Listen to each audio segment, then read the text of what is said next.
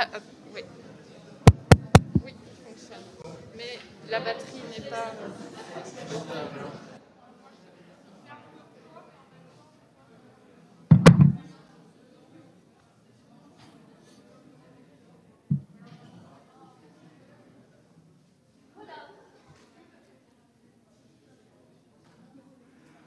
Chers amis, chers étudiants, chers collègues, c'est avec beaucoup de plaisir que je vous reçois ici ce soir au PESAL pour cette conférence que nous avons programmée déjà il y a pas mal de temps, n'est-ce pas Jean-Pierre? Et puis, pour les raisons que vous connaissez bien, Covid a été reportée, puis enfin elle a lieu. Alléluia. Alors, c'est vraiment un honneur parce que, au-delà de sa spécialité, dont je vais vous en dire 2 secondes, Jean-Pierre est aussi un ami précieux qui habite Mons et 50 minutes pour nous. Ça facilite beaucoup les contacts. Alors, qui est Jean-Pierre Derey? Jean-Pierre Derey est plusieurs choses. Hein. À la base, il est juriste et puis il a fait l'histoire de l'art. Il s'est passionné pour l'histoire de l'art. Sa thèse portait sur l'africanisme. Mais c'est un passionné de plein de choses, l'africanisme évidemment, le croisement des cultures, c'est ce qu'il cherche également quand il se passionne pour Salvador Dali et le surréalisme. Une autre passion, et pas des moindres, c'est son amour pour la Renaissance italienne, et en particulier pour Piero della Francesca, le Quattrocento. Il vient de sortir un livre, tu ne l'as pas pris, non? Bah, si. Qui est fantastique, je l'ai lu en une seule, comment on appelle ça? En une seule traite, voilà, où il analyse la flagellation de Piero della Francesca. C'est absolument passionnant comment il décode cette œuvre majeure du XVe siècle.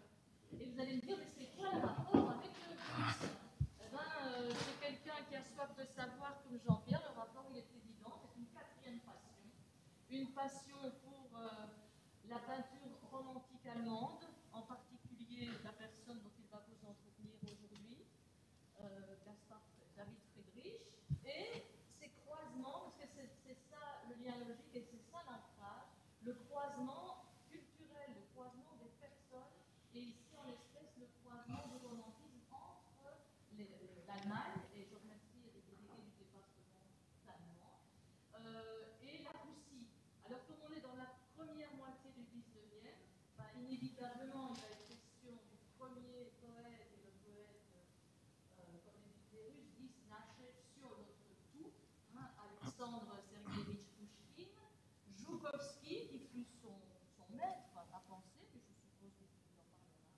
Et donc, tout ce courant romantique que Joukovski va impulser, qui va évidemment faire fleurir en littérature avec Pouchkine, et évidemment en peinture en Allemagne avec Gaspard Friedrich. Donc c'est un passionné. Moi j'ai pensé à essayer de comprendre. J'espère que je ne suis pas qu'un passionné non plus, mais enfin. C'est un spécialiste, il est pointu, il a un caractère très compliqué également, faut bien le dire. On va faire peur à l'auditoire en me présentant comme passionné. De toute façon, tous les romantiques sont passionnés, hein. C'est bien connu. C'est peut-être la meilleure façon de me définir. Voilà, un passionné, un romantique. Certainement. Bon, ça je te laisse. Alors, je t'en laisse la responsabilité. Incompris par certains esprits peut-être un peu étriqués. En tout cas, pas pour nous, Jean-Pierre, au département de Russe, on est super fans, parce que tout le monde sait, on est... Mais tu aurais quand même peut-être pu dire que j'avais été pendant 10 ans le conservateur du Musée des Beaux-Arts de Tournai. Oui, évidemment. J'oublie de dire que ce qui est mon plus haut fait d'armes. C'est un cosmopolite. Il a énormément voyagé, mais quand il ne voyageait pas, il était à Tournai, conservateur du Musée des Beaux-Arts de Tournai. Il a été pendant 10 ans. Mais alors là, c'est toi qui me fais repenser que oui, tu as habité... Et c'est pour nous, faculté de langue, c'est un polyglotte, parce que quand même, je pense que tu comprends et parles très bien l'italien, tu te débrouilles pas mal en espagnol, Tu connais très bien le néerlandais, tu m'arrêtes. Le grec surtout. Je t'ai surpris à prendre des cours de russe avec Claire, des cours d'été en russe, donc il n'arrête jamais. Donc un polyglotte, un attaché des cultures. Et je profite évidemment de la chose pour remercier évidemment, mais là on va vraiment l'applaudir, Claire Réversé, parce que c'est elle qui trouvera.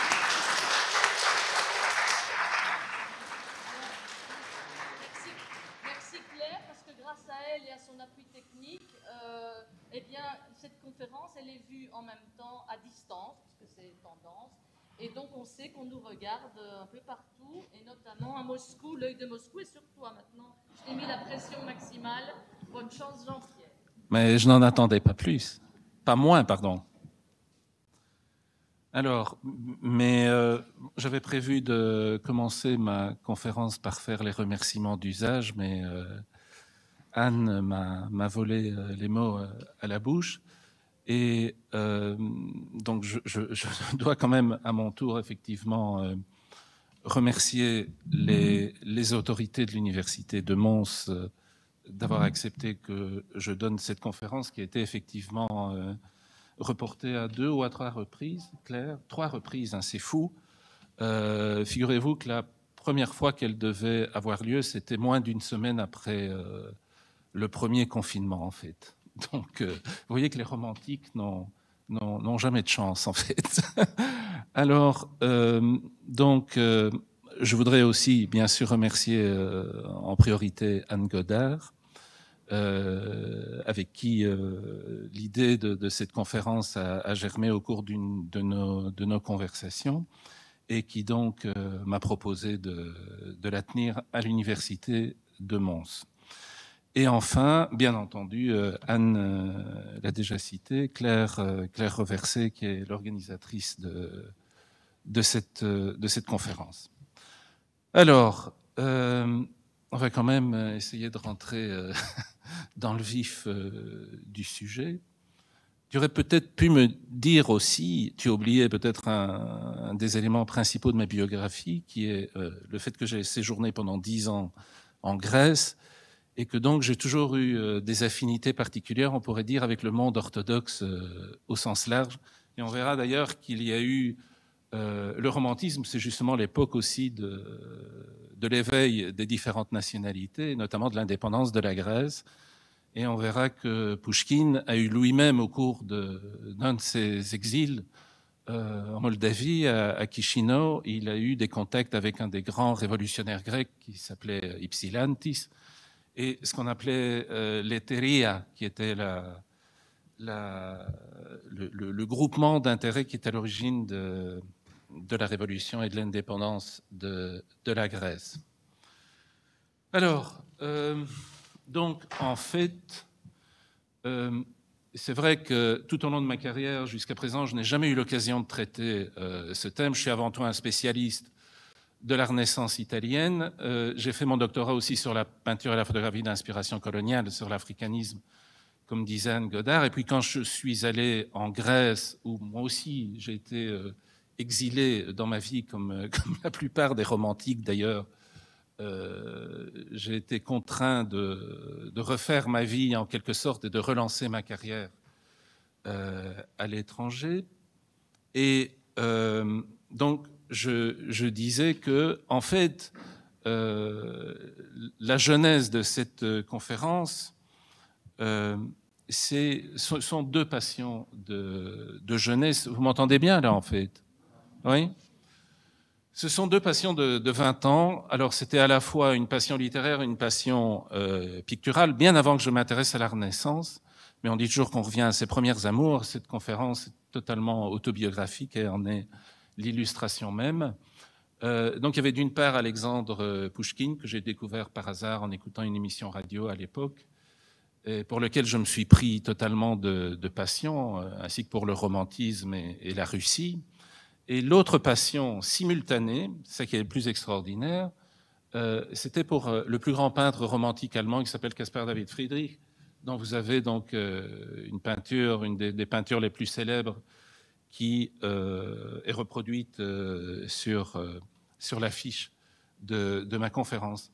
Et à l'époque, si vous voulez, c'est ça donc qui m'a déterminé à faire cette conférence, c'est qu'à l'époque, j'ignorais complètement qu'il y avait un lien invisible, un fil d'Ariane, un lien presque magique entre ces deux personnages qui sont séparés de 25 ans environ. Ils n'appartiennent pas tout à fait à la même génération.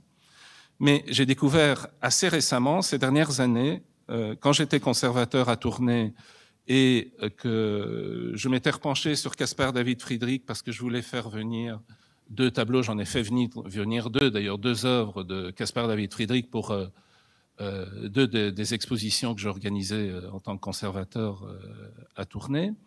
Et c'est là que j'ai découvert qu'un 3e personnage, qui est également un poète russe, et qui en même temps joue un rôle, on ne va pas dire politique, mais en tout cas qui était proche du tsar, Vassili Joukovski. J'ai découvert que ce Vassili Joukovski était à la fois le meilleur ami, l'ami le plus fidèle de Pouchkine. On verra d'ailleurs qu'il a accompagné ses derniers instants et qu'il l'a veillé jusqu'à sa mort. Et en même temps, était devenu l'ami, et on va comprendre pourquoi dans un instant, de Caspar David Friedrich.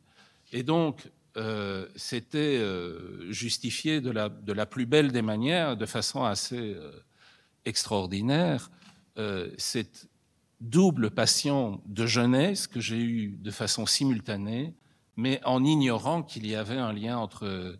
Donc, vous voyez, rien que ça, c'est très romantique, je crois. Alors, bien...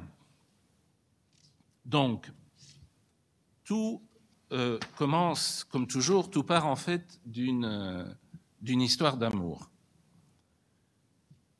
Alors, en réalité, ce qui est à l'origine, c'est de toute cette histoire, c'est le rapprochement entre l'Allemagne et la Russie dans le cadre des guerres napoléoniennes. Napoléon et les Français à l'époque étaient évidemment le grand ennemi de toute l'Europe, et une sainte alliance à la chute de Napoléon en 1815 a été créée entre la Russie et l'Allemagne, et dans le prolongement de cette sainte alliance, le tsarévitch, l'héritier de la couronne impériale russe, Nicolas, donc le futur Nicolas Ier, Romanov, a épousé l'héritière du trône de Prusse, qui était Charlotte de Prusse de son nom allemand, mais qui est devenue Alexandra Feodorovna. Et donc ce mariage, ils se connaissaient déjà depuis 1814, donc avant la chute de Napoléon, mais ce mariage a eu lieu en 1817. Alors, donc, j'arrive au personnage donc, clé de la conférence, qui est Vassili Joukovski. Il faut que je vous le présente un tout petit peu, et qui est donc ce poète russe, un homme d'État aussi, on l'appelait, son titre officiel c'était un conseiller d'État, et qui était donc le trait d'union entre Pouchkine et Caspar David Friedrich. Alors, vous voyez, de par les dates de naissance et de mort de Vassili Joukovski, qu'il occupe exactement le créneau chronologique entre Pouchkine et Caspar David Friedrich. Caspar David Friedrich est né en 1774, Pouchkine est né en 1799, et si vous voyez, donc il fait le trait d'union également, c'est tout à fait symbolique, sur un plan chronologique. Alors, qui est Vassili Joukovski? Vassili Joukovski, c'est un bâtard, en fait, qui n'est pas né à Moscou, il est né dans la région de Toula, à 200 km environ au sud de Moscou, et le lien qui l'unit à la future tsarine Alexandra Feodorovna, Charlotte de Prusse de son état, c'est qu'il parle l'allemand. Alors, Joukovski est un bâtard dans la mesure où c'est le fils d'un Russe et d'une femme serve d'origine turque. Alors, Joukovski parle l'allemand, Il connaît donc évidemment à la fois le russe et l'allemand. Et Joukovski, dans sa jeunesse, rentre directement en contact avec le courant romantique allemand. Il s'intéresse à ce qu'on appelle le Sturm und Drang. J'expliquerai dans un instant ce dont il s'agit exactement. Et il traduira notamment plusieurs ouvrages des représentants, des écrivains du Sturm und Drang. Il est également en contact avec un des autres grands écrivains précurseurs du romantisme en Russie, qui s'appelle Nikolai Karamzin, qui est le fondateur de la revue d'esprit cosmopolite Le Messager européen, et dont Joukovski, à la demande de Karamzin, va prendre la direction en 1808. Dans la foulée, ils fondent également un mouvement intellectuel, culturel, qui est à l'origine de l'introduction du romantisme en Russie, qui est le mouvement Arzamas. Et Pouchkine, le jeune Pouchkine, va faire partie de ce mouvement Arzamas, et en 1820, donc il devient également de cette manière l'ami de Joukovski, bien que plus jeune que lui, donc de 16 ans. Et en 1820, Pouchkine publie son premier chef-d'œuvre qui est Ruslan et Lyudmila. Et admiratif, Joukovski va lui offrir un portrait de lui-même, accompagné de la dédicace suivante: aux disciples victorieux de la part du tuteur vaincu. Alors, j'en arrive maintenant aux deux autres protagonistes de la conférence, donc Alexandre Pouchkine et Caspar David Friedrich. Alors, je les présente brièvement. Donc, Pouchkine est le plus grand poète romantique russe. Pouchkine, lui, est né à Moscou. Et il a passé l'existence de son existence professionnelle, lorsqu'il n'était pas exilé à cause de son esprit rebelle ou de ses sympathies révolutionnaires, il a passé l'essentiel de son existence dans l'entourage de la cour, qui était alors établie à Saint-Pétersbourg sous les tsars Alexandre Ier et Nicolas Ier. Alors, Pouchkine, pour le décrire d'un mot sociologiquement, lui, c'est fondamentalement un aristocrate mondain, mais qui est cependant proche également des classes populaires ou paysannes avec lesquelles il est rentré en contact lors de ses différents exils, que ce soit en Moldavie, donc à Chisinau, dans le Caucase, ou encore plus près de Saint-Pétersbourg, dans la propriété familiale près de Pskov de Mikhailovskoye. Alors, cet intérêt pour les classes populaires et paysannes et ses affinités avec Joukovski viennent peut-être également de ses propres origines contrastées, parce que Pouchkine, en fait, est lui-même, et on le voit d'ailleurs sur ses traits, un peu négroïdes, si on peut dire, ses compagnons de lycée à Tsarskoye et Cielo le surnommeront d'ailleurs le singe. Et en fait, Pouchkine est l'ancêtre d'un Éthiopien qu'on appelait le nègre de Pierre le Grand, qui est un esclave affranchi qui deviendra un officier, un favori de Pierre le Grand, donc. Et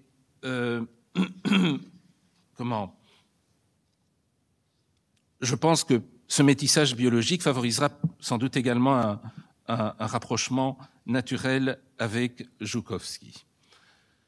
Caspar David Friedrich, que vous voyez sur la droite de l'image, est pour sa part ce que l'on pourrait appeler classiquement un bourgeois. Il n'a pas d'origine aristocratique, contrairement à Pouchkine, mais c'est un Allemand qui passe la plus grande partie de son existence à Dresde, qui est la capitale du royaume de Saxe, en Allemagne orientale, au sud de Berlin, mais lui-même, en fait, a aussi des origines un peu, comment dire, cosmopolites, parce qu'il est né sur la Baltique, dans une région de l'Allemagne qui s'appelle la Poméranie, dans une ville, dans un port qui s'appelle Greifswald, et qui était à l'origine, en fait, qui appartenait au royaume de Suède. Donc, on peut dire que les trois personnages qui deviendront amis ont chacun ce trait de métissage culturel. Pouchkine et Friedrich sont à la fois des personnages brillants, profonds, nostalgiques, lyriques et d'un humour mordant, même si le portrait un peu inquiétant de Friedrich que vous découvrez, avec son regard sombre et ténébreux, ne le laisse pas deviner. Alors,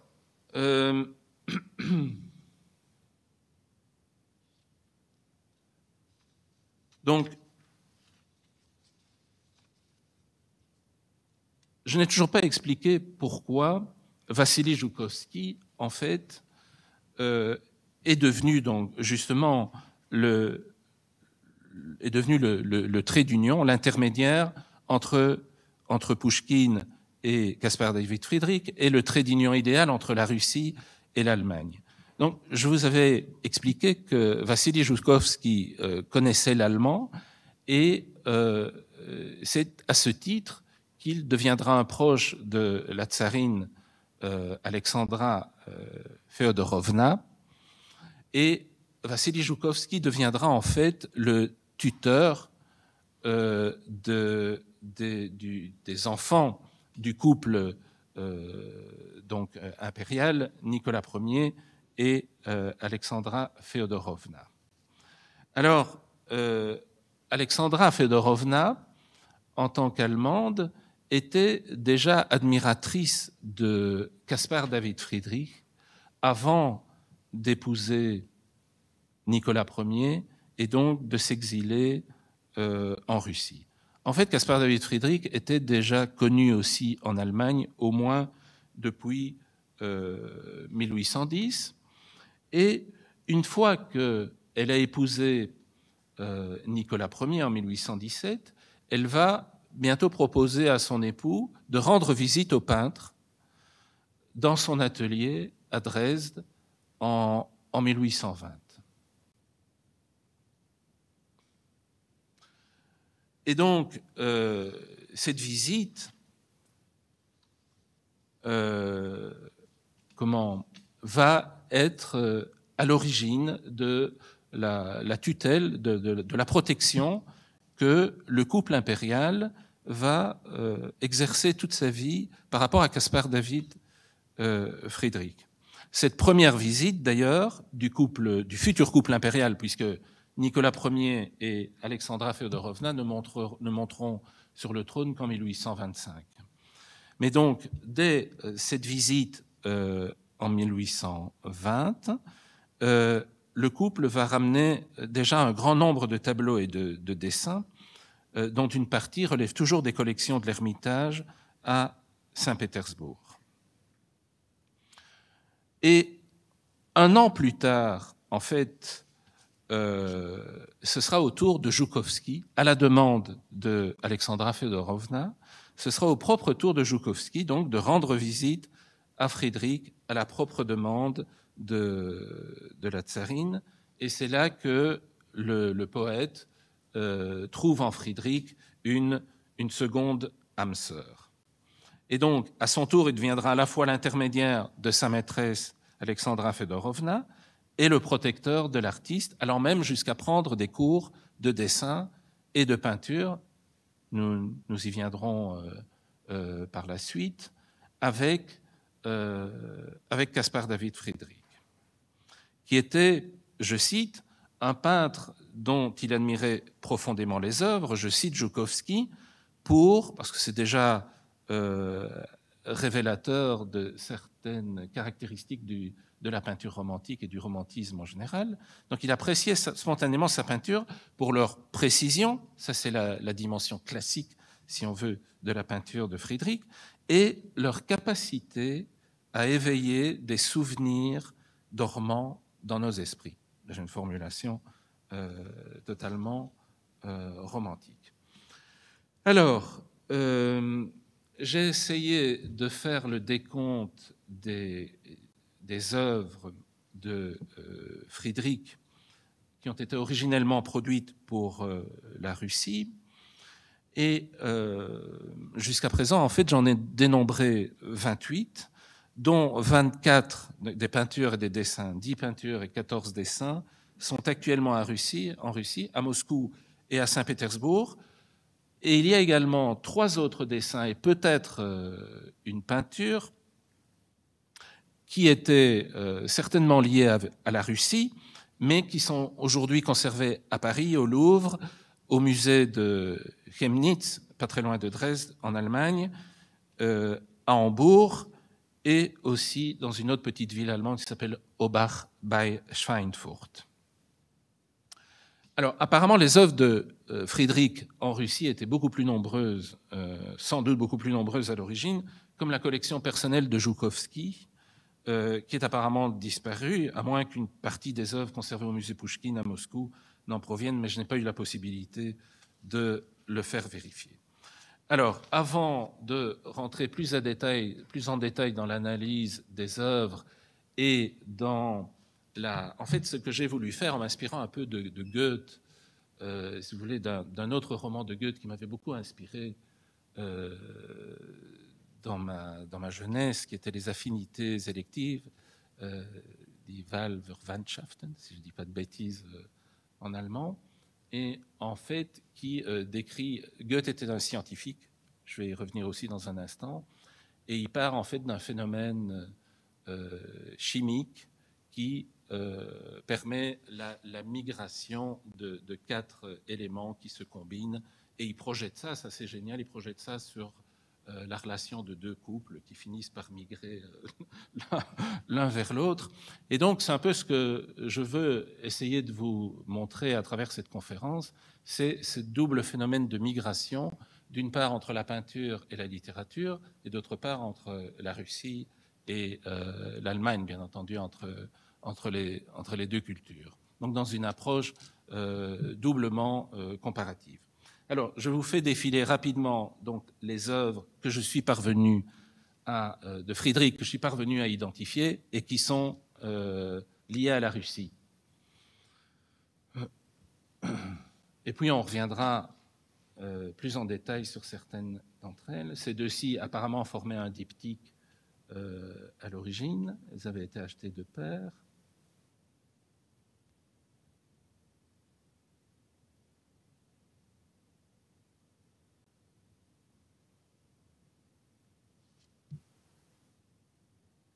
Je ne sais pas si la qualité, vous voyez bien sur l'écran.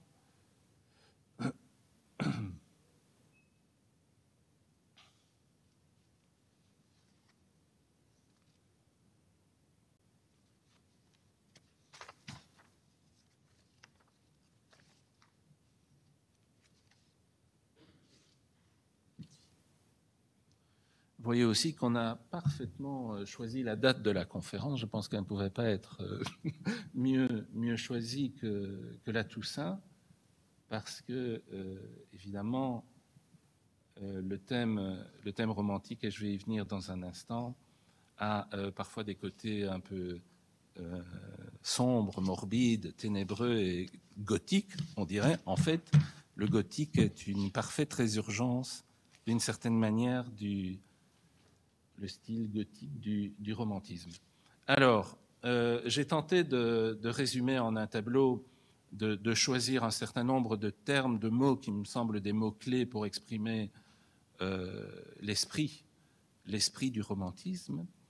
Je parcours rapidement avec vous, donc la mort, la nostalgie, la mélancolie, le goût des ruines, et que vous avez déjà pu sans doute capter rapidement à travers les diapositives que je viens de défiler, les différentes œuvres de faire défiler de Caspar David Friedrich. L'amour, l'affectif, le sentimental, le ténébreux, la rêverie, ce sont des grands rêveurs évidemment, les romantiques, l'émerveillement, la contemplation, la méditation, le sentiment de la nature fondamentale, l'empathie panthéiste, l'héroïsme aussi, la liberté, l'idéalisme, la raison, ce sont les lumières, et l'émotion, la passion, l'inspiration. Et puis surtout deux notions qui sont vraiment au cœur du romantisme, que ce soit le romantisme russe ou le romantisme allemand, et qui sont exprimés par ces deux termes allemands, que sont l'Erhebung et le Stimmung. Alors, l'Erhebung, c'est évidemment le sentiment d'élévation, de sublimation, d'infini, de transcendance, de sublime. Et le Stimmung, c'est la recherche d'une vibration, d'une atmosphère, quelque chose de sensible, de sensibiliser les choses. Alors, évidemment, ces notions de Stimmung et d'Erhebung sont directement en lien également avec tout un courant de pensée allemand et philosophique allemand dont les racines remontent au XVIIIe siècle, et qui est évidemment l'idéalisme transcendantal, dont vous avez ici deux des plus éminents représentants, à savoir Emmanuel Kant, et qui lui occupe pleinement le XVIIIe siècle, et Georg Wilhelm Friedrich Hegel, qui lui est un contemporain de Caspar David Friedrich. Alors, comme magnifique définition du romantisme, je cite également Novalis, ce poète allemand qui est mort à 29 ans, et qui dit ceci du romantisme: en donnant au lieu commun un sens plus élevé, à l'ordinaire un visage mystérieux, au connu la grandeur de l'inconnu, au fini l'illusion de l'infini, je le rends romantique.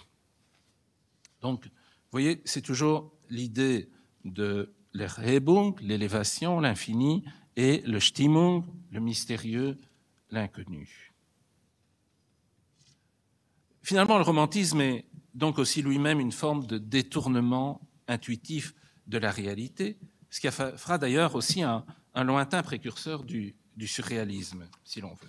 Alors, les deux figures tout à fait emblématiques du mouvement romantique, c'est bien sûr Goethe et Schiller. Alors, chacun des deux incarne également les deux facettes principales du romantisme, que sont d'une part l'Aufklärung, c'est-à-dire les Lumières, le rationalisme, une certaine forme de classicisme, et puis, paradoxalement, son opposé, mais nous verrons que dans tout le courant romantique russe et allemand, on rencontre toujours cette alliance d'équilibre, de cette recherche quand même d'équilibre, de classicisme, le côté éclairé, rationnel, et en même temps le côté passionné, irrationnel, transcendantal. C'est le fameux Sturm und Drang, donc, qui littéralement veut dire Sturm, c'est l'assaut, la tempête, ça fait appel au tempérament impétueux, impulsif, et puis également l'idée de pulsion, de passion. Donc le Sturm und Drang, si vous voulez, en soi, était une réaction contre le rationalisme des Lumières. Il célébrait la force irrépressible du sentiment et le culte de l'individualité en phase avec le grand mythe de la nature, considéré comme préalable nécessaire à toute activité créatrice. Une des idées fondamentales du mouvement romantique fut le concept de génie artistique, irrationnel et créatif, animé d'une liberté, d'une profonde liberté intérieure capable de briser le carcan des codes et des conventions, puisant au contraire dans la subjectivité et prêtant l'oreille à l'inspiration divine, à l'intuition, aux passions. Ainsi, si vous voulez, s'esquissait le portrait de l'homme révolté, d'un surhomme se mesurant avec Dieu.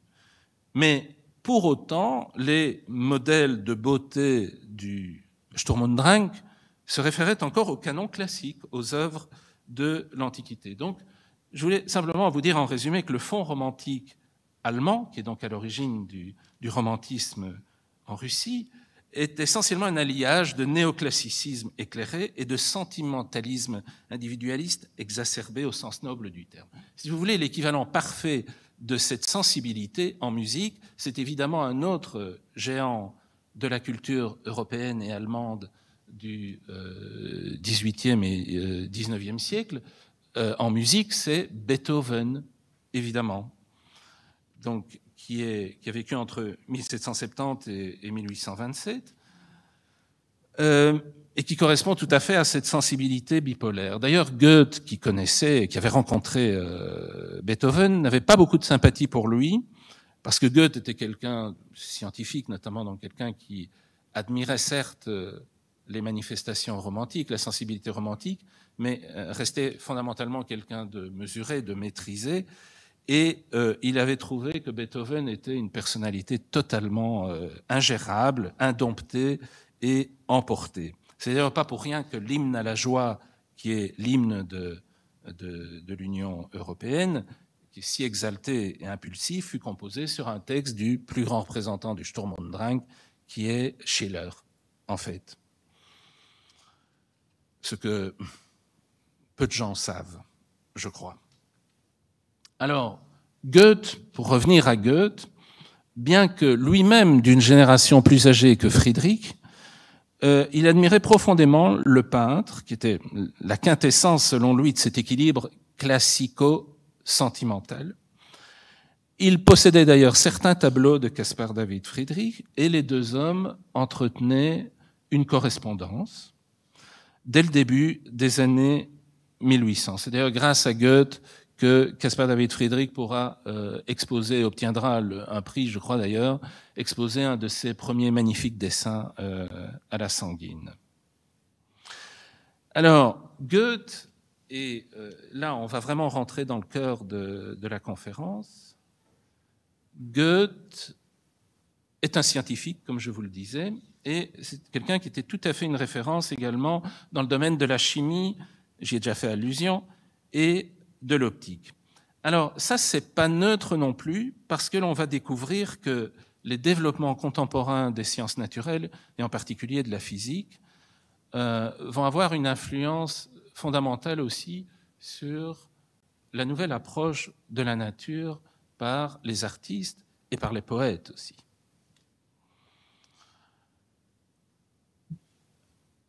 Alors, les artistes et les poètes vont découvrir que cette attention nouvelle pour la nature objective ou observable va nourrir, paradoxalement, également l'inspiration romantique en tant que stimulatrice des états d'âme par un surplus d'émotions que va permettre le surplus de connaissances et de découverte de la réalité physique de la nature. Et je prends directement un exemple concret. Tout ça est inédit, ce sont des observations personnelles qui, à ma connaissance, n'ont jamais été écrites. Mais vous avez, alors ici, à gauche de l'image, vous avez le traité des couleurs de Goethe, le traité manuscrit, donc c'est un croquis manuscrit qui décompose le prisme de la lumière de Goethe, avec, vous l'aurez tout de suite compris, les couleurs de l'arc-en-ciel. Et ce traité des couleurs de Goethe date de 1810, c'est-à-dire exactement la même année que celle d'un des tableaux les plus célèbres de Caspar David Friedrich, que j'ai d'ailleurs fait venir à Tournai lors, certains s'en souviendront, d'une de mes premières expositions, La beauté sauvera le monde. C'était l'emblème de l'exposition, d'ailleurs. Donc, ce paysage à l'arc-en-ciel date également de 1810. Et je ne peux pas m'empêcher, ce n'est pas, certainement pas, la présence de cet arc-en-ciel n'est pas à mettre en relation avec une propagande avant la lettre pour le LGBT ou des choses comme ça, mais je suis à peu près convaincu que c'est un clin d'œil au traité des couleurs de Goethe. Mais alors il y a un problème, parce que vous voyez bien que la façon dont Friedrich représente l'arc-en-ciel est absolument incompatible avec les lois physiques, puisque vous voyez bien que les conditions naturelles ne sont pas réunies pour qu'un arc-en-ciel puisse se produire. Un arc-en-ciel se produit toujours en plein jour, évidemment. Or, ici, c'est donc qu'il y a autre chose. On est déjà dans la nuit. En fait, c'est la Lune qui se profile loin là-bas dans le ciel derrière ces nuages de traîne. Et donc, il y a également un éclairage surnaturel qui se produit à l'avant du tableau, où se trouve seul, perdu dans l'immensité. Évidemment, c'est la définition par excellence de l'individualisme romantique et de son échange panthéiste avec l'univers, n'est-ce pas? Et c'est donc que cet arc-en-ciel n'est pas qu'une curiosité physique qui fait probablement référence aussi aux avancées scientifiques du temps, et notamment au traité des couleurs de Goethe, mais c'est un arc-en-ciel qui a une dimension allégorique. Une dimension allégorique et transcendantale, et même très certainement religieuse. Bon, Caspar David Friedrich était quelqu'un aussi qui était profondément imbu de sensibilité chrétienne, religieuse. Et pour ceux qui connaissent encore la Bible, je suis sûr que c'est le cas de tout le monde, bien sûr, parmi nous. Donc, dans la Bible, le premier livre de la Bible, c'est la Genèse. Et dans la Genèse, il y a le fameux passage du déluge, n'est-ce pas? L'histoire de Noé. Et si vous vous souvenez, à la fin du déluge, donc au moment où le beau temps revient, il y a un arc-en-ciel qui se produit dans le ciel, et le texte biblique nous dit qu'en réalité, cet arc-en-ciel, c'est le signe de l'alliance retrouvée de l'homme avec la divinité. Et donc, évidemment, dans une peinture allégorique aussi puissante que celle-là, l'essence, c'est polysémique. Il y a toute une série de significations, et c'est ça qui est passionnant d'ailleurs. Mais l'on voit également que ce promeneur solitaire, et c'est d'ailleurs intéressant parce que vous voyez qu'il a une canne.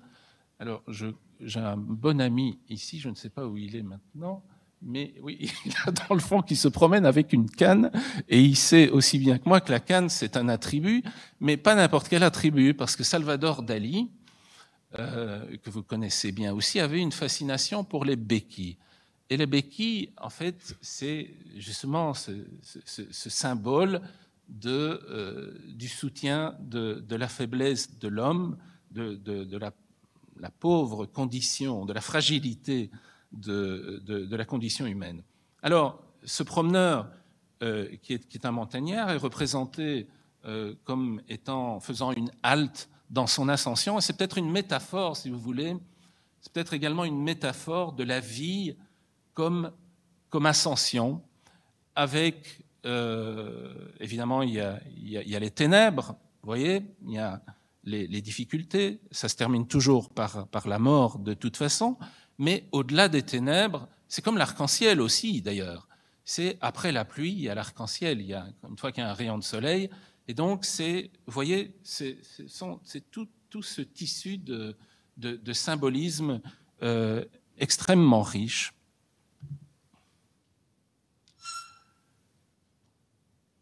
Alors,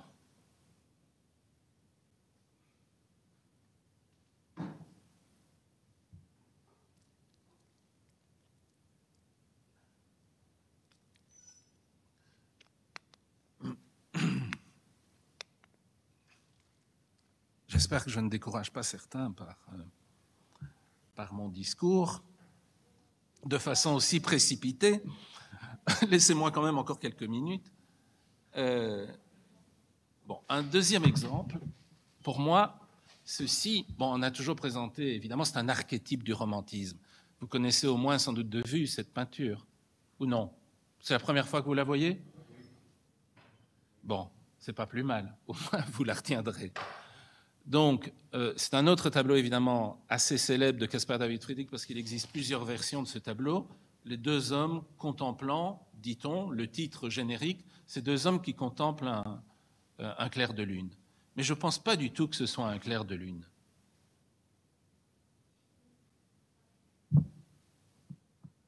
Je ne pense pas du tout que ce soit un clair de lune.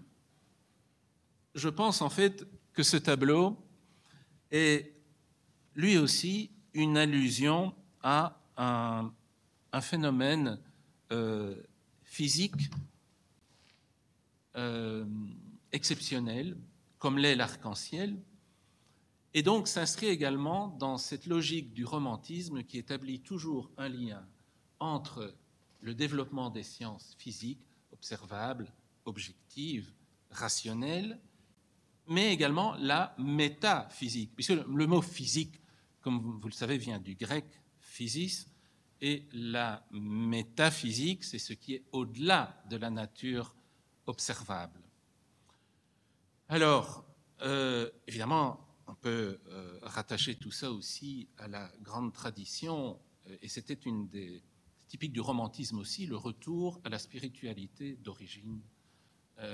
Friedrich se réclamait de ses origines germaniques, et même plus particulièrement scandinaves, avec les relations aussi aux runes. On parlera des hiéroglyphes, de cette écriture mystérieuse scandinave.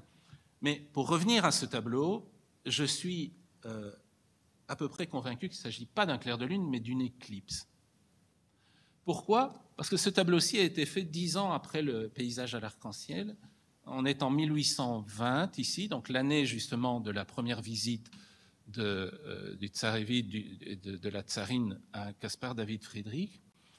Et 1820 est une année où se produit également un autre événement important dans la vie de Friedrich, c'est-à-dire qu'il perd...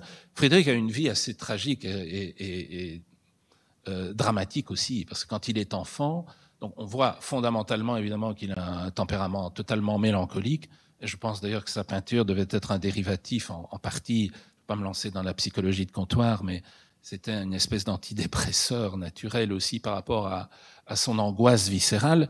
En fait, Friedrich a été marqué dans sa toute première enfance par un épisode dramatique. Il faisait du patin sur une étendue gelée à Greifswald, là-bas, en Poméranie, avec son frère.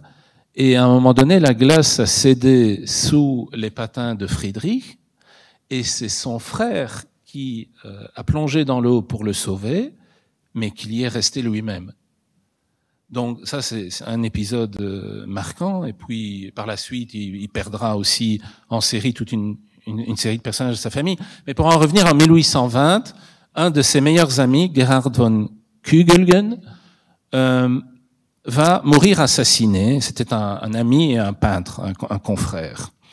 Et vous voyez peut-être directement où je veux en venir, dans la mesure où Friedrich cherche toujours aussi à établir un lien, presque toujours à établir un lien avec la religiosité dans ses représentations. Je pense que l'éclipse est évidemment une métaphore de la vie après la mort aussi, de la résurrection. C'est tout à fait emblématique, puisque, en l'occurrence, donc je vous disais aussi qu'en 1820, la même année, il y a eu une éclipse solaire, en fait, très importante, visible en Allemagne. Et, bon, vous voyez, il me semble que les deux phénomènes, si vous regardez attentivement, ça ressemble beaucoup plus, et vous êtes d'accord avec moi, ça ressemble beaucoup plus à une éclipse qu'à un clair de lune. Mais ça n'a jamais été présenté comme tel.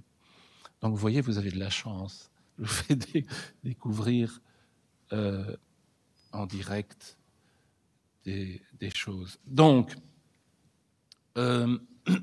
Alors, il n'y a pas seulement, il y a également, si vous regardez bien, sur la droite dans le ciel, vous avez évidemment les deux personnages qui regardent ce phénomène astrophysique étonnant.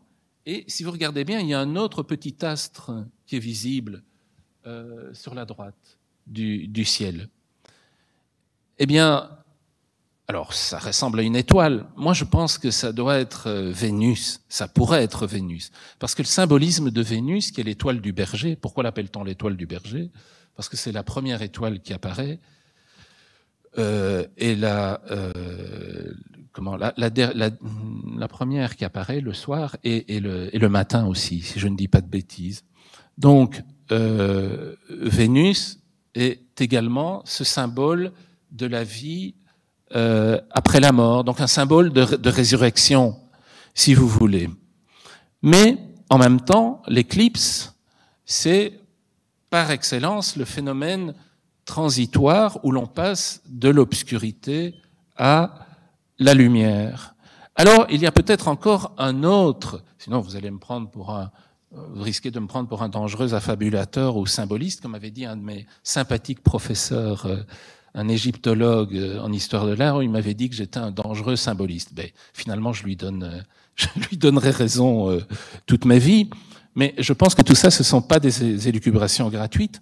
Donc, les deux personnages que vous voyez là-bas, et maintenant vous allez comprendre pourquoi je veux vous montrer ce sympathique personnage que vous avez tous reconnu, qui est Wagner, le romantique par excellence, mais de post-génération.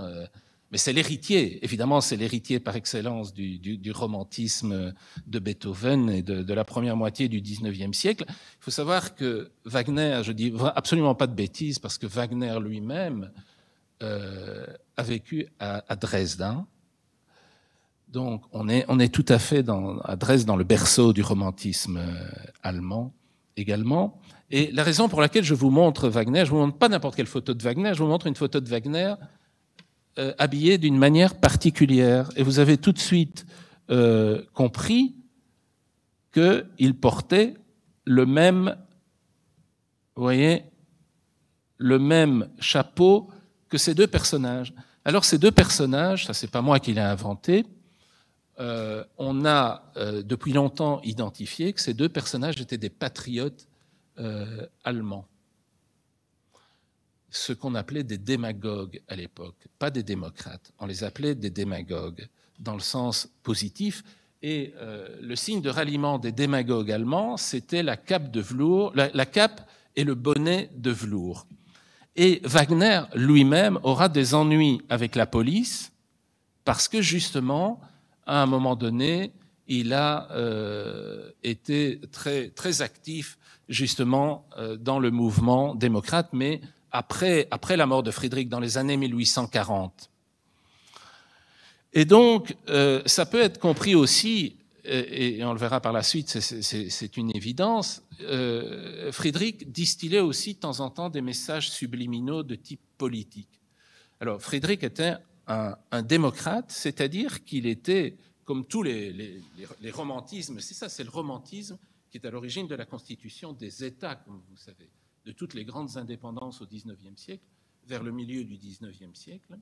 Et donc, dans le lointain sillage de la Révolution française, où il s'agissait donc de mettre fin au régime totalitaire, aristocratique, arbitraire, de droit divin, hérité du Moyen-Âge.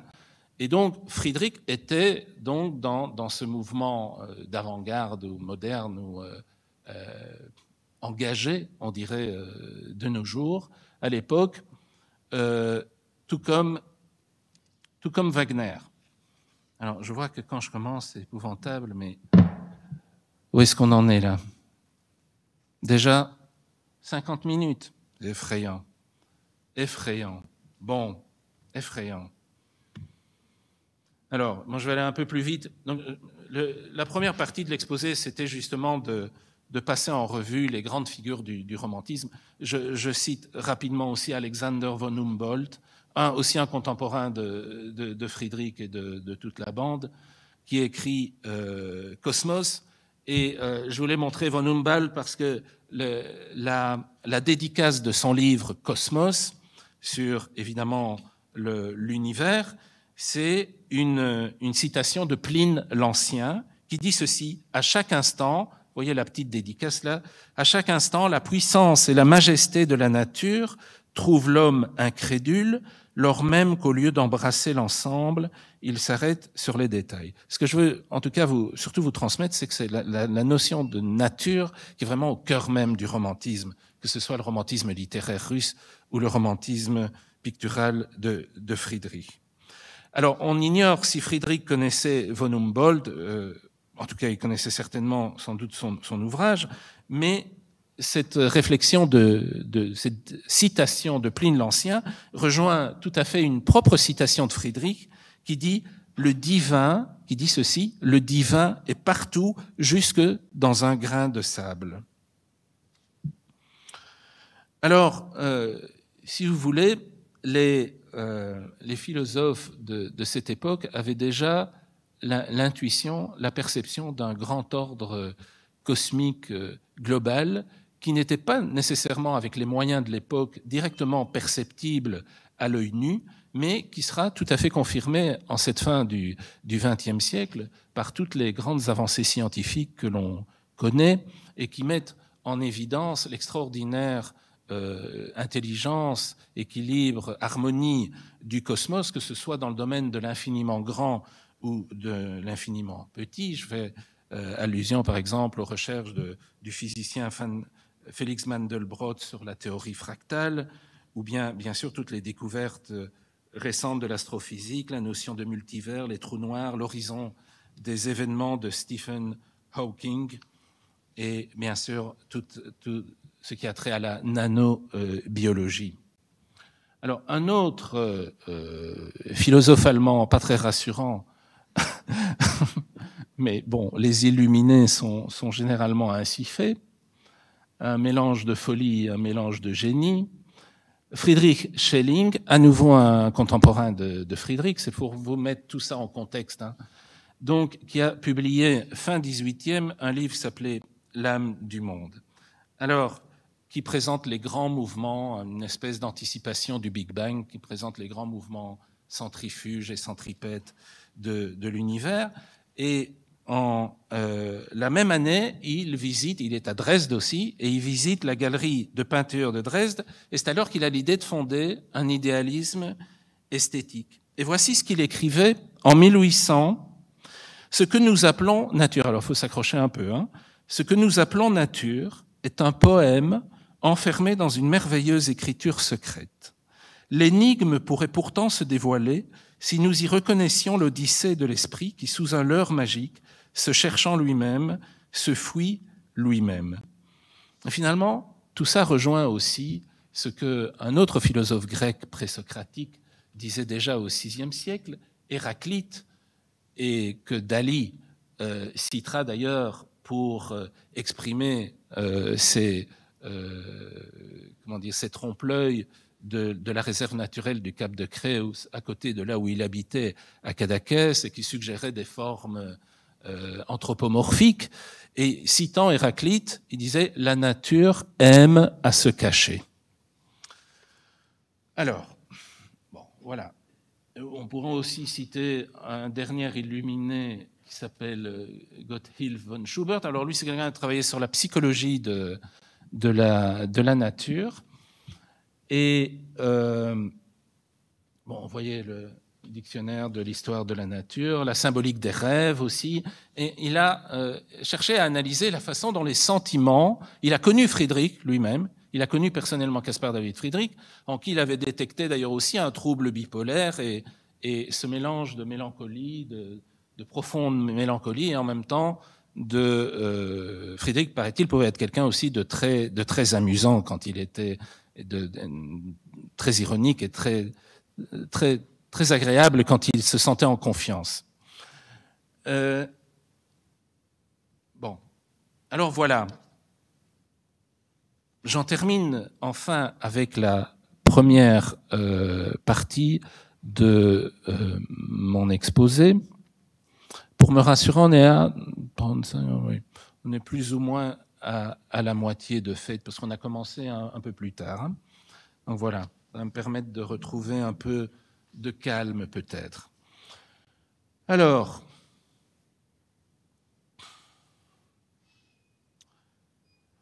revenons-en maintenant aux œuvres de Friedrich acquises par la Russie, acquises par les tsars, et donc, pour certaines d'entre elles, par l'intermédiaire du fameux passeur d'âme et de culture qu'est Vassili Joukovski, n'est-ce pas, l'ami de Pouchkine et de Friedrich.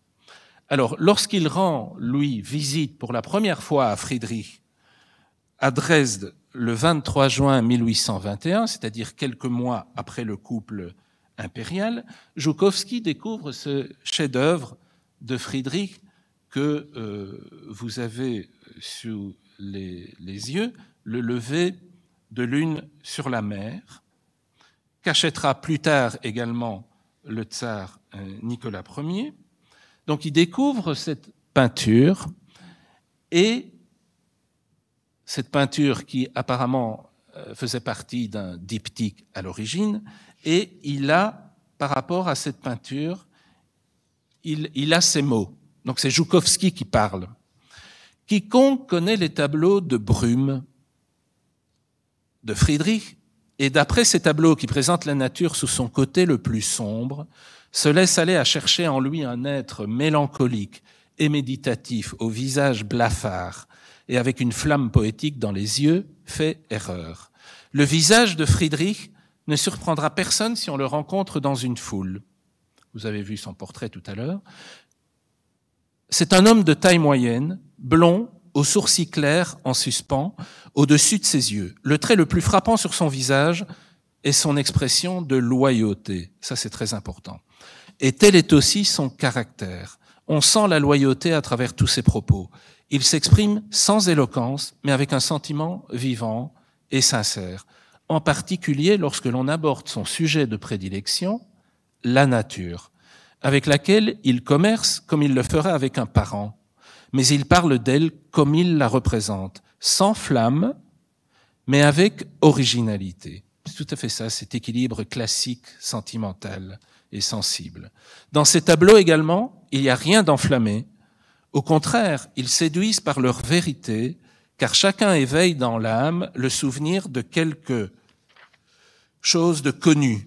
Si l'on y trouve plus que ce que l'œil veut bien y voir, la raison en est que ce peintre ne regarde pas la nature comme un artiste qui ne rechercherait en elle qu'un sujet pour son pinceau, mais comme un homme doté de sentiments et d'imagination, qui trouve partout en elle un symbole de la vie de l'homme.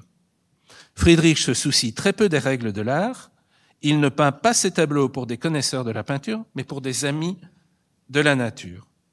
Friedrich est donc véritablement l'inventeur du paysage allégorique, et le peintre lui-même résumait de cette façon son attirance pour les ambiances brumeuses. Friedrich dit ceci: quand une région se voile de brouillard, elle apparaît grandir, sublimée, elle fait s'élever, la fameuse Erhebung, elle fait s'élever l'imagination et, dit-il encore, semblable à une jeune fille voilée, suscite une attente. Éloge de la pudeur en quelque sorte, mais éloge de la sensualité. Alors ici, je voudrais faire rapidement un double renvoi, d'une part aux photographies, je ne sais pas si vous vous souvenez des photographies de David Hamilton qui était à la mode dans les années 80 et qui étaient toujours des photographies de nus comme ça, dans une ambiance un peu voilée. C'est un peu la même idée du dévoilement, si vous voulez, même si Friedrich ne recherche pas la sensualité, évidemment, dans ses peintures de paysages. Et puis, il faut savoir aussi que cette sensation, cette notion de brume et de dévoilement, elle renvoie, je vous parlais de la sincérité, de la recherche de vérité de Friedrich, elle renvoie tout simplement à l'étymologie du mot vérité en grec. De nouveau, évidemment, vous me pardonnerez de faire souvent référence au grec, mais le mot grec qui désigne la vérité, la réalité, c'est aleithia. Aleithia, c'est-à-dire le dévoilement. Donc, on y est tout à fait.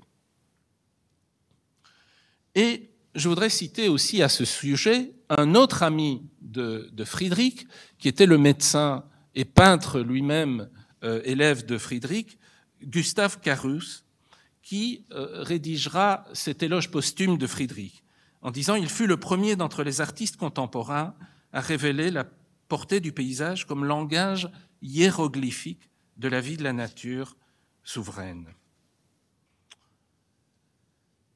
Alors, c'est intéressant aussi parce qu'au XVIIIe siècle, il y a encore un autre philosophe allemand, et comme quoi vous allez voir que tout se lie, un philosophe allemand qui s'appelle Lessing, et qui avait théorisé les rapports de la poésie et de la peinture.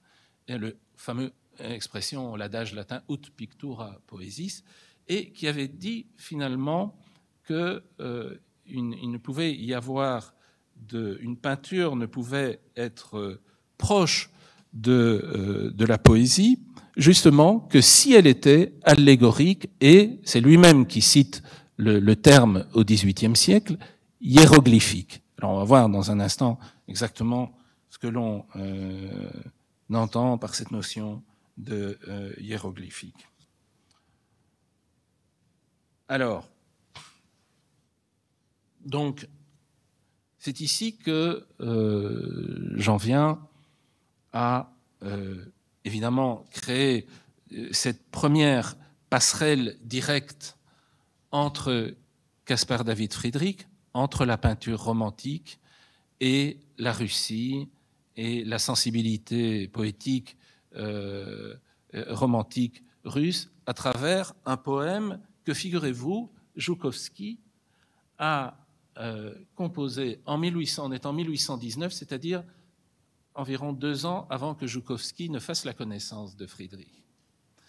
Et c'est très marrant parce que c'est un poème qu'il dédie justement à la tsarine, à Charlotte de Prusse, Alexandra Féodorovna, un poème qui est intitulé L'Indicible. Et quand je vous parlais des rapports entre la poésie et la peinture, Joukovski déplorait justement le fait que la poésie était impuissante, était trop abstraite, sans doute, pour pouvoir décrire, pour pouvoir rendre de façon fidèle les émotions produites par la beauté d'un paysage. Et en fait, Joukovski, tout comme le fera plus tard Baudelaire par rapport à Manet, mais Joukovski appelle de ses voeux l'apparition d'un peintre qui soit capable, avec son pinceau, de justement révéler, de faire ressortir toute la magie de la beauté de l'univers et de la nature. Alors, je vous lis rapidement le début du poème donc, de Joukovski. « Les morts restent mortels, la nature est divine. Avec quelle frivole et vive liberté a-t-elle éparpillé ses grâces d'origine, accordant le multiple et l'unité. Mais quel pinceau pour la représenter? L'âme inspirée pourrait à peine saisir un de ses traits, avec combien d'efforts? Peut-on dire la vie avec la mort, c'est-à-dire avec les mots? Pour lui, les mots sont de la mort, en quelque sorte. Recréer, le créer, l'univers, par la parole humaine. L'indicible peut-il s'exprimer dans le dit? Il pensait que non. Le cœur seul vous connaît, insondable mystère. Ainsi, le soir venant, l'âme est-elle grandie par la métamorphose de la terre, pleine de troubles et du pressentiment, de cette vision qui monte lentement, l'âme vers l'infini déjà s'élance, le cœur soudain saisi d'un douloureux désir, retenir la beauté dans son envol intense, nommer cet innommé, l'approcher, le saisir, et l'art impuissant fait silence. Bref, si ça vous intéresse, vous irez lire la suite du poème. Mais ce que je voulais dire, c'est que c'est très marrant parce que quelques décennies plus tard, Baudelaire, et là on bascule complètement de sensibilité parce qu'on rentre dans le monde moderne avec l'impressionnisme, et Baudelaire, il appelait de ses voeux justement l'apparition d'un peintre, non pas de la nature transcendantale, mais Baudelaire était quelqu'un, c'est paradoxal, hein, mais qui était terriblement ancré dans le concret, dans la réalité aussi, Et donc, c'était quelqu'un qui souhaitait, qui appelait de ses voeux l'apparition d'un peintre capable d'évoquer la vie moderne. Et par excellence, et là, je ne suis pas neutre non plus, puisque Tournai, le musée de Tournai possède deux des œuvres, des chefs-d'œuvre les plus célèbres de Manet, donc c'est quelque chose que je connais un tout petit peu aussi. Et Baudelaire, donc, appelait de ses voeux l'apparition de ce peintre de la vie moderne qui, pour lui, deviendra évidemment Manet, le peintre de l'immédiateté.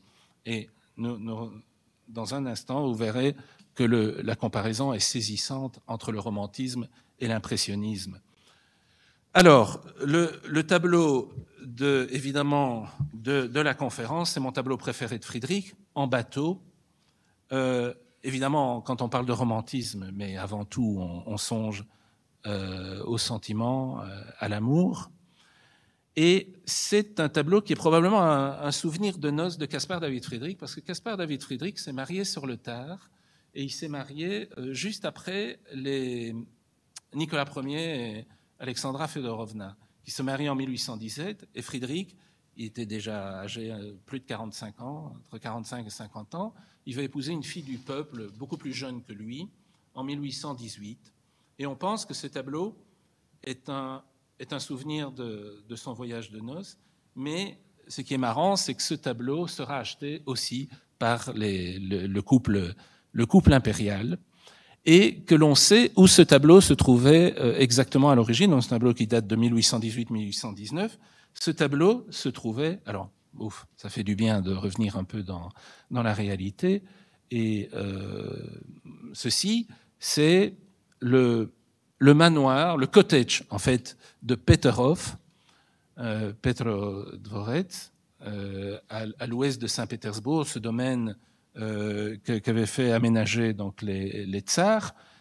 Et ici, le cottage de Peterhof se trouvait dans le parc Alexandria que Nicolas Ier avait fait aménager spécialement pour son épouse Alexandra Fedorovna. Alors ça a des airs un peu sous la neige comme ça de Docteur Zhivago et tout à fait de romance romantique, même si en fait c'est un architecte écossais qui a conçu le cottage.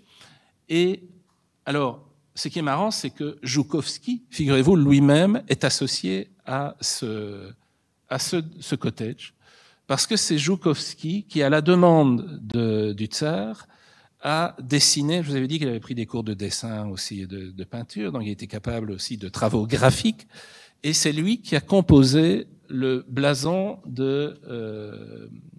du cottage de Peterhof, de Alexandra Fedorovna, et le voici sur les éléments de vaisselle qui sont toujours conservés d'ailleurs à l'intérieur de ce cottage. Et en fait, c'est très romantique aussi. Donc, le blason que Joukovski avait imaginé, c'était une épée de chevalier qui traverse une couronne de roses blanches. Pourquoi de roses blanches? Parce que la rose blanche, c'était la rose préférée de Alexandra Fedorovna, et en référence aussi, paraît-il, au teint très pâle de Charlotte de Prusse quand elle était jeune. Et tout cela est accompagné d'une devise qui dit pour la foi, pour l'empereur et la patrie. Ça nous rappelle une autre époque, bien entendu. Alors, très précisément, donc, on sait où se trouvait, vous l'avez repéré, le fameux tableau, vous voyez où il est, sur le mur de droite, en haut, au milieu, disséminé sur ces murs extraordinaires émeraude. Les pièces intérieures étaient peintes en émeraude, en fait, et un intérieur tout à fait éclectique, un peu c'est le style troubadour, néo-gothique aussi, évidemment, tout ça est lié. Le revival, le néo-gothique est aussi typique du romantisme qui puise dans les sources nationales, et tout ça va de pair, c'est un peu dans le rejet de l'uniformisation, de la mondialisation de l'époque que représentait le style gréco-romain. C'était une mondialisation comme maintenant on dirait peut-être le minimalisme ou le high-tech qui est devenu un peu un style uniforme, ou le fonctionnalisme plus exactement. Peut-être qu'il faudrait retrouver un peu plus d'ancrage aussi vernaculaire. Donc vous avez repéré le tableau? Bien. Alors, ce tableau est fondamental aussi parce qu'il est de nouveau, évidemment, une allégorie. Alors, que voit-on? On voit évidemment ce couple qui est embarqué sur une barque qui se dirige vers un horizon qui est un peu comme sa propre destinée. C'est un tableau un peu qui évoque aussi les fins dernières, si l'on veut, de la destinée d'un couple qui, alors, est-ce que cet énorme horizon, cet énorme plan d'eau représente-t-il la Baltique, d'où est originaire Friedrich, le golfe de Finlande qui se trouve juste à côté du cottage de Peterhof et du domaine de Petro Dvorec, ou même, sans doute, mais une fois de plus, il y a sans doute une association de ces différentes allégories, la Jérusalem céleste, qui était une préfiguration du paradis, si l'on veut. Donc, alors, je le dis d'autant plus que il existe apparemment déjà des antécédents dans la peinture, notamment dans la peinture flamande, et j'ai confronté ici le tableau en bateau avec une peinture de Roger van der Weyden, un Saint-Luc peignant la Vierge, où vous voyez également un couple, un homme et une femme, qui finalement, je pense que ça a exactement la même valeur symbolique et allégorique, qui sont en train de contempler de dos une espèce de fleuve ou d'estuaire qui se dirige vers l'horizon et qui, à mon avis, est une expression justement de la transcendance, de la sublimation, de l'infini. D'une manière générale, tout dans ce tableau en bateau de Friedrich crée justement cette fusion du couple, cette immersion du couple dans une lumière et un espace qui porte vers la transcendance. Et dans le tableau religieux de Roger van der Weyden, cette vision du couple vers l'infini est certainement également une allusion à la transcendance et à la résurrection au-delà de la mort que permettra le sacrifice du Christ qui est représenté par Saint Luc. Enfin, peu importe. Mais alors, voilà, pour le meilleur moyen de comprendre une peinture, c'est de montrer son antithèse aussi. Alors, on a ici un tableau justement de Manet qui s'appelle exactement En bateau aussi, qui est conservé au Metropolitan Museum et si vous voulez, c'est exactement le contraire de la démarche de Friedrich, parce que pour Friedrich, et c'est lui qui parle, le peintre ne doit pas seulement peindre ce qu'il voit devant lui, mais également ce qu'il voit en lui. Et finalement, Manet retourne exactement, d'abord évidemment, le couple, il est dirigé vers... Ici, on est dans le voyeurisme. Chez Friedrich, on est dans l'allusion, on est dans la suggestion. Tandis qu'ici, c'est le subjectivisme. Tandis qu'ici, c'est l'existentialisme. L'impressionnisme propose donc un simple miroir sur la vie, directe, implacable et instantanée, sans complaisance, crue et naturaliste. Une scène de drague, platement dit. Mais laissons plutôt à nouveau parler Friedrich, et ça c'est tout à fait passionnant aussi parce que ce sont justement un ensemble d'œuvres qui avaient été conçues par Friedrich, des peintures à l'origine, pour la Russie, mais qui ont disparu, sauf peut-être une que je crois avoir identifiée, mais je n'en suis pas sûr. Mais ce dont je suis sûr, c'est d'avoir pu reconstituer les 3 premières peintures à partir de dessins qui sont conservés Et donc, il y en a un qui est à Louvre, à gauche, au centre, c'est à Chemnitz, et à droite, c'est à Hambourg. Alors, écoutons simplement Frédéric dans une lettre qu'il écrit précisément à Joukovski en 1830. Alors, est-ce que c'était Joukovski qui les avait commandés? Est-ce que Joukovski les avait commandés pour le couple impérial?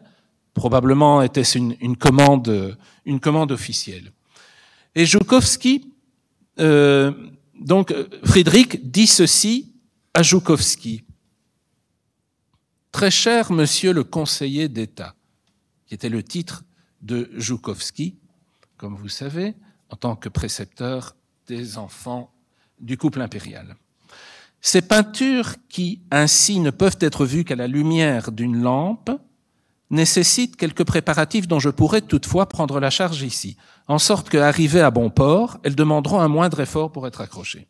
Les sujets réalisés sont une harpe, on part de la gauche vers la droite, une harpe appuyée contre une fenêtre en ogive. Vous voyez évidemment le thème des ruines, qui est typique de la nostalgie des temps passés, un thème romantique par excellence, et le style gothique aussi. Donc, alors, Frédéric continue, de part et d'autre de la fenêtre en ogive, deux filles chantant et jouant, l'une de la mandoline, l'autre de la guitare, comme si elles attendaient la harpiste. Ouais, une harpe seule qui s'interpose entre les deux. La vue de la fenêtre encadre un sommet couvert de bois, au-dessus duquel brille la lune, toujours la lune, mais l'ami attendu en vain se trouve sur le second tableau, au centre. Donc, le dessin de Chemnitz, que j'ai découvert très récemment. Elle est assise sur un balcon, placé en plein air, où résonne l'écho d'accords joués à l'orgue, dans l'église éclairée toute proche. La jeune fille qui joue de la harpe accompagne ces accords.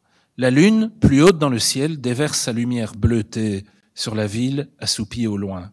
Sur le troisième tableau, le dessin de droite donc de Hambourg, un jeune musicien assis sous de hautes fleurs, et Frédéric précise que ce sont des mauves. Alors les mauves, c'est par excellence la couleur de la douceur et du rêve, de la solitude et de la mélancolie. Donc un jeune musicien s'est endormi et rêve. La mandoline lui a échappé des mains. Sur les nuages, trois êtres ailés qui chantent et jouent se penchent en direction du dormeur. La lumière irradiante descend pour se déverser sur la terre. C'est toujours le Stimmung, l'atmosphère et l'élévation. La quatrième image, qui est peut-être celle-ci, la quatrième image est d'une autre nature, dit Frédéric. C'est une scène dans la forêt. On voit pas très bien la forêt, mais à mon avis, peut-être que la base, la partie intermédiaire pourrait être ce que Frédéric appelle la forêt. C'est une scène dans la forêt où, par une force magique, un trésor est arraché. C'est pré-surréaliste, ça, on veut. Un trésor est arraché à la terre.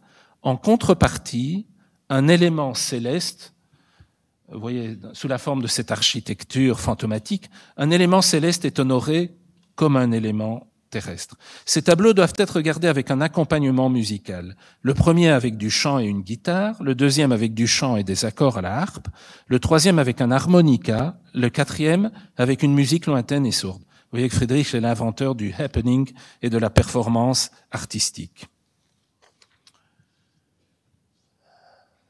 Alors, je vous avais dit que Joukovski avait pris des cours de peinture et de dessin chez Frédéric. En voici la preuve. Et voici la preuve du lien direct qui existe sur un plan graphique on l'a vu également sur un plan littéraire, mais on l'a déjà vu sur un plan littéraire, mais sur un plan graphique, entre Frédéric et Joukovski. Joukovski est l'auteur du dessin de droite, et vous voyez qu'il s'inspire directement d'une des peintures de Frédéric qui était conservée dans les collections impériales. Sauf que, ici, et je fais intervenir un nouveau personnage essentiel de la culture romantique, de la littérature romantique russe, c'est Gogol. On est ici en 1840, et c'est le fameux Gogol, l'auteur des âmes mortes, dont Pouchkine, en fait, qui avait donné le sujet des âmes mortes à Gogol, mais on est en 1840, c'est-à-dire un an après la mort de Pouchkine. Et il faut savoir que Gogol a passé l'essentiel de son existence aussi à pérégriner en Europe. Il avait aussi un tempérament assez sombre, teinté à la fois de mélancolie et d'ironie. Et il est représenté ici à Rome. Joukovski l'avait accompagné à Rome. Et c'est l'église du Latran que l'on voit dans le fond. Mais je trouvais extraordinaire que la pose de Gogol reproduise exactement, c'est l'idée du rêveur, évidemment. Un autre dessin de Joukovski à Rome qui représente Gogol, toujours de dos, à côté d'une espèce de sculpture qui représente un espèce de dragon. C'est peut-être à la Villa Borghese, hein, et c'est certainement une allusion ironique à un poème célèbre de Gogol de 1835, je crois, qui était Le démon, Vie. À mon avis, il a voulu faire une relation subliminale entre les deux. Alors, il y a évidemment le thème toujours de ce qu'on appelle en allemand la Rückenfigur, la figure de dos qui est un grand archétype de la peinture romantique, un procédé de mise en scène qui permet de se mettre à la place du sujet représenté, comme si on vivait sa propre émotion devant le paysage. Je mets là en relation avec un des plus célèbres peintures de Caspar David Friedrich qui est conservé vous connaissez certainement tous, c'est un des musts du romantisme, c'est l'homme contemplant une mer de nuages au sommet d'une montagne. C'est un manifeste du romantisme aussi. Alors, les messages politiques, je vous en avais déjà parlé, et ça c'est tout le paradoxe, c'est que le couple impérial a acquis toute une série de peintures aussi qui finalement étaient des manifestes en faveur de la démocratie et des démagogues, alors qu'eux-mêmes étaient le symbole de... D'ailleurs, Nicolas Ier sera l'auteur d'une répression sanglante en 1825, la révolution des cabristes, ou de très nombreux révolutionnaires. Pouchkine échappera de peu d'ailleurs, et il sera finalement seulement exilé, grâce notamment à l'intervention de Joukovski. Toute sa vie, Joukovski a joué un rôle de protecteur aussi par rapport à Pouchkine, qui était toujours dans une posture, toujours sous l'œil de la censure et des services secrets russes qui se méfiaient évidemment de son tempérament rebelle. Et c'est pour ça que Pouchkine deviendra lui-même le héros du communisme, en fait, parce qu'il était le symbole de la résistance à ce qui était considéré comme réactionnaire, c'est-à-dire le régime absolutiste de l'ancien régime. Alors, je continue. On va bientôt, je vous rassure. Donc, ça, c'est aussi à gauche, c'est une peinture de Joukovski. C'est la seule que j'ai pu trouver. C'est une aquarelle, hein. Mais simplement pour vous montrer que la filiation avec Friedrich sur un plan graphique est tout à fait évidente. À droite, un dessin de Friedrich, et puis une autre célèbre peinture de Friedrich, les Blanches Falaises de Rügen, à gauche, où vous voyez qu'on est tout à fait dans le même type de construction, de composition et de symbolique aussi, l'homme minuscule par rapport à la nature, enfin c'est toujours la même chose. Alors j'en viens à Pouchkine. Alors Pouchkine, c'est moins connu, il faisait des dessins aussi pas extraordinaires, des petits croquis. Pouchkine n'a jamais vraiment appris, contrairement à Joukovski, le dessin, mais j'ai tenu quand même à vous montrer ce dessin de Pouchkine à droite, mis en relation avec ce dessin beaucoup plus élaboré de Friedrich, qui représente un chêne, et simplement pour le mettre en relation avec un poème de Pouchkine. Excusez-moi, mais je suis obligé pour cette conférence de vous lire quand même pas mal de choses, et puis il n'y a rien de plus concret non plus que de citer les sources, surtout si c'est de la poésie. Donc, Pouchkine écrit ceci en 1829, je dis rapidement: dans la cohue des rues bruyantes, dans la foule, sur un parvis ou dans les fêtes, partout un songe tient ma vie. Je dis, c'est sur la mort en fait, c'est sur le côté éphémère de la vie. Je dis, les ans sont des secondes, et tous, puisque nous sommes nés, il nous faudra quitter ce monde. Et pour quelqu'un, l'heure a sonné. Je vois un chêne solitaire, ce patriarche des forêts, âgé au siècle de mes pères. Ce chêne bruira lorsque je pourrirai. À un enfant empli de grâce, je dis adieu. Tu joues, tu ris, et moi, je dois céder ma place. La mort m'attend et tu fleuris. Pour chaque jour, je me demande lesquels seront tirés au sort. Qui sont les êtres qui attendent l'anniversaire d'une mort? Et j'enchaîne immédiatement avec cet autre petit croquis de Pouchkine, cette tombe accompagnée d'un petit mot humoristique, à mon avis, de Pouchkine et l'amende. C'est vrai que Pouchkine était surnommé le Franzus parce qu'il parlait parfaitement le français, comme d'ailleurs la plupart des aristocrates à la cour de Saint-Pétersbourg connaissaient à la fois l'allemand et le français, mais Pouchkine, c'était surtout le français. Donc je dis la vie plus fort que la mort, et je poursuis le poème de Pouchkine dédié à ce fameux chêne et à la mort. Et moi, ma mort, je l'imagine. Mourrais-je errant, mourrais-je en mer, ou bien dans la vallée voisine ferais-je ensevelir ma chair? Qu'importe, vous voyez que on a parfaitement choisi le moment de la conférence, qu'importe où l'on se décompose. Encore heureux qu'on n'a pas choisi hier, parce qu'hier c'était le jour des morts, enfin près. Qu'importe où l'on se décompose, les os, bien sûr, ne sentent rien. Mais j'aimerais qu'on me dépose où je serai plus près des miens, et que devant ma sépulture, la jeune vie puisse monter, qu'indifférente, la nature brille éternelle de beauté. C'est magistral tout de même. Une autre passerelle entre la peinture de Friedrich et un poème de Pouchkine, alors ce sont deux choses tout à fait contemporaines. Cette peinture de Friedrich date de 1830, tout comme le poème de Pouchkine, intitulé « Dans le silence ». Et je vous le lis rapidement aussi. Quand j'ai parfois dans le silence le cœur rongé de souvenirs, que l'ombre au loin d'une souffrance vole à nouveau pour m'envahir, quand tout autour voyant la foule, je veux m'enfouir dans le désert, tant sa voix faible prend et saoule, j'oublie tout, je fouille vers la mer. Pas celle du pays des fables au ciel d'un bleu incandescent, donc pas la Méditerranée. C'est pas ça qu'il connaît très bien aussi.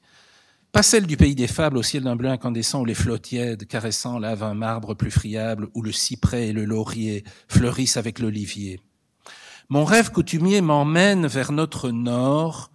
Le romantisme, c'est aussi un peu une éloge. Le vrai romantisme est nordique. Mon rêve coutumier m'entraîne vers notre nord, aux flots glacés.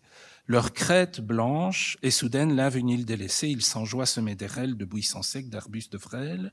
Ces bords déserts au sable gris sont offerts aux intempéries. Et puis évidemment, j'ai choisi cette peinture parce que voici la suite. Ici, le pêcheur indocile descend parfois souffler un peu, étendre ses filets fragiles, et sur la rive, il fait un feu.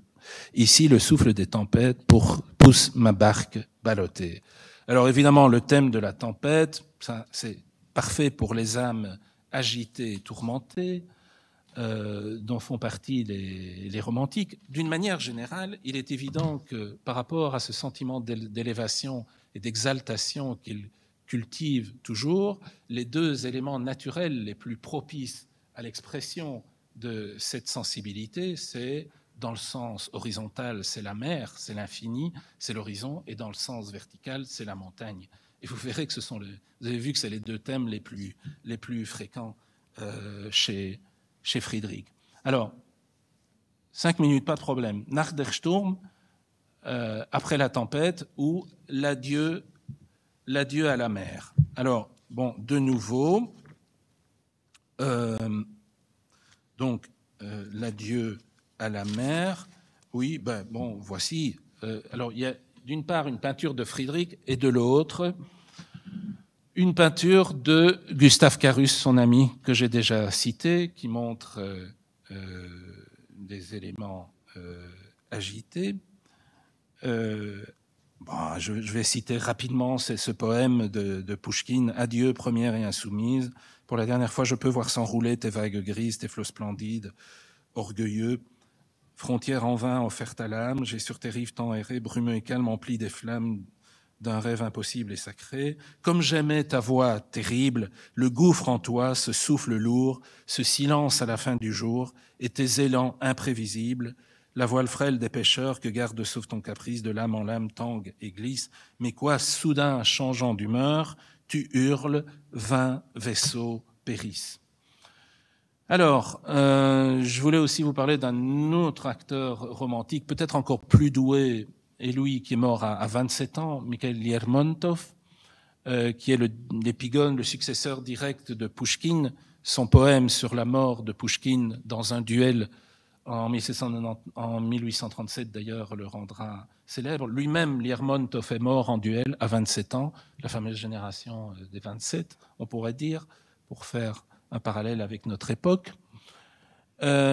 Lermontov, alors aussi, j'ai repéré toute une série, mais je ne vais pas vous accabler en les lisant. Il y a deux célèbres poèmes de Lermontov qui se marient très très bien aussi avec des peintures contemporaines de Friedrich. C'est Le Rocher de 1841 et La Voile, qui est encore plus célèbre, qui est une ode à la liberté, où il évoque le thème du voilier libre sur la mer, animé par le vent comme étant le symbole du rebelle qu'il était et que sont les vrais romantiques en général.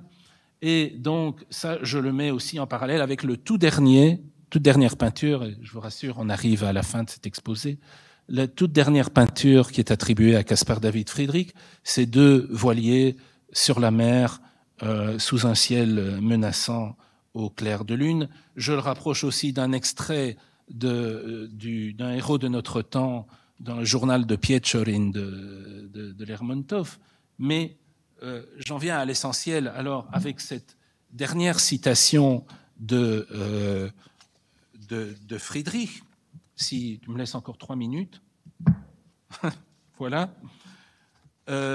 Donc, ici, c'est Friedrich qui parle et qui dit donc « Je dois rester seul et savoir que je suis seul pour parfaitement regarder et sentir la nature. Je dois me livrer à ce qui m'entoure, m'unir avec mes nuages et mes faiblesses pour être ce que je suis. » Alors, il y avait aussi le fameux Schubert que je vous ai montré tout à l'heure, qui citait, et ça se prête parfaitement aussi avec cette dernière peinture de Friedrich, qui citait le témoignage des pêcheurs de Rügen qui observaient Friedrich en train de se balader face aux éléments et qui disait ceci: « Il le voyait semblable à un homme qui aurait voulu chercher sa tombe dans le flot, grimpant entre eux et sur les pointes des parois rocheuses et de leurs écueils plongeant dans la mer. Quand un orage éclatait au-dessus de la mer avec force éclair et coups de tonnerre, comme un homme qui aurait conclu un pacte d'amitié avec ses puissances, il se précipitait à leur rencontre sur les crêtes des falaises, le long de la côte, ou les poursuivait jusque dans la chaînée, où les éclairs découpaient l'arbre haut, et alors il murmurait à mi-voix « Quelle grandeur, quelle puissance, quelle splendeur !» On croirait entendre une symphonie de Beethoven ou une ouverture de Wagner. Et je termine, enfin, sur une note qui ne semble pas réjouissante, mais qui est le point d'orgue final de toute cette réflexion et de cette double confrontation de la peinture, de la littérature, de l'Allemagne et de la Russie. C'est un dessin de Joukovski qui représente Pouchkine dans son cercueil. Je vous disais que Pouchkine était mort prématurément à 38 ans à la suite d'un duel. Et Joukovski, donc, qui a veillé les derniers instants de Pouchkine, a écrit ce poème sur Pouchkine tel qu'il le voyait sur son cercueil, dans son cercueil, selon le rite orthodoxe, donc le cercueil ouvert et avec une bougie allumée. Donc voici ce que dit, et j'en terminerai par là, voici ce que dit Joukovski à propos de Pouchkine étendu sur son cercueil. Il gisait sans bouger, comme après une épreuve harassante. Quand on relâche les bras, tête baissée, longuement, je suis resté près de lui, tout seul, regardant en silence droit dans les yeux du défunt. Ses yeux, ils étaient fermés. Je connaissais si bien son visage, mais jamais encore nous n'avions vu celui-là. Ce que disait ce visage, nous ne l'avions jamais vu de la vie. Ce n'était ni la flamme de son inspiration, ni sa mordante ironie, Non, c'était une pensée, une idée, mais profonde, mais haute, qu'il avait pris tout entier. J'aurais juré qu'il voyait quelque chose s'ouvrir devant lui, qu'il voyait quelque chose lui advenir. Je voulais lui demander, que vois-tu ? Voilà, alors, cette conférence donc, a commencé par une vision, la double vision que j'ai eue quand j'avais 20 ans, de Pouchkine et de Friedrich, et elle s'achève sur une autre vision. Alors, j'espère simplement que vous aussi, à votre tour, vous serez des visionnaires. Et que... Voilà. Merci.